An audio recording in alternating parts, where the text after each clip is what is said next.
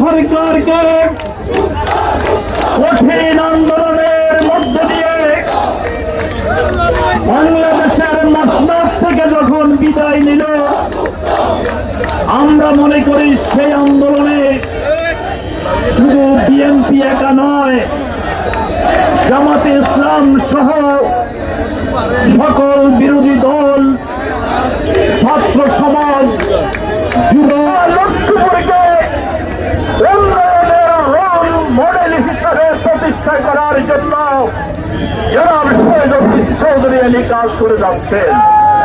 আজকে সরকারের বয়স প্রায় 3 মাস, এর মধ্যে এই জামাতে ইসলামী বিএনপিকে হুঙ্কার দিচ্ছে ক্ষমতা থেকে নামিয়ে ফেলবে, ক্ষমতায় থাকতে দিবে না।